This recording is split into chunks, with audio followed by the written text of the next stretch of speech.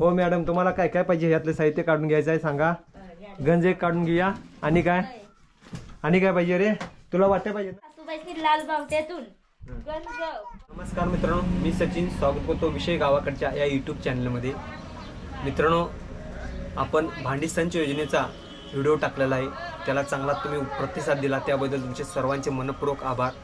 आणि प्रत्येकाने विचारलं भांडी संच योजनेचा फॉर्म कसा भरायचा, आम्हाला भांडी संच योजना मिळेल का नाही, हे सर्व प्रश्न मला विचारलेले आहेत.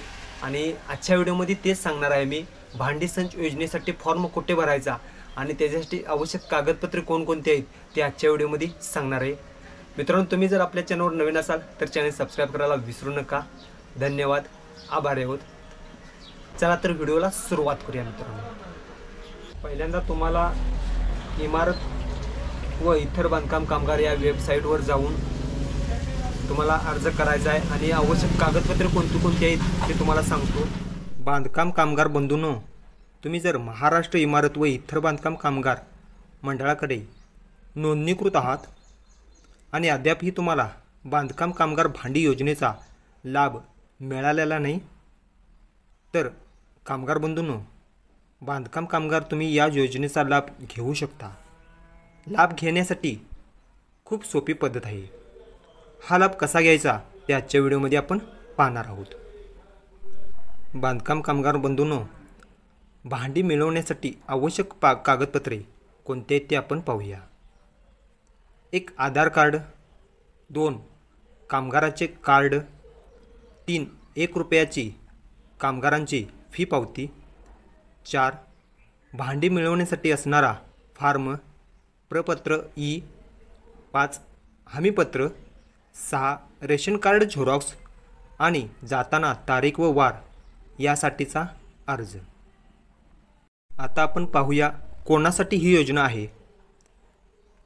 ज्या बांधकाम कामगारांनी महाराष्ट्र इमारत व इतर बांधकाम कामगार मंडळ मुंबई यांच्याकडे ऑनलाईन नोंदणी केली आहे आणि त्यांना स्मार्ट कार्ड तसेच 1 रुपयाची पावती भेटली आहे, त्यांच्यासाठी ही योजना आहे.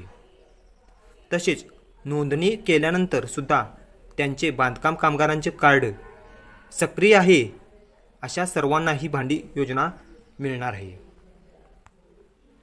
भांडी योजनेसाठी अर्ज कोणाकडे करावा ते आता आपण पाहूया. भांडी योजना मिळवण्यासाठी तुम्हाला सुरुवातीला बांधकाम कामगार म्हणून महाराष्ट्र इमारत व इतर बांधकाम कामगार मंडळ मुंबई यांच्याकडे नोंदणी करावी लागेल. नोंदणी केल्यानंतर ज्यावेळी बांधकाम कामगारांचे ऑनलाईन खाते चालू होईल, तो बांधकाम कामगाराचे कार्ड मिळेल तसेच 1 रुपयाची पावती मिळेल.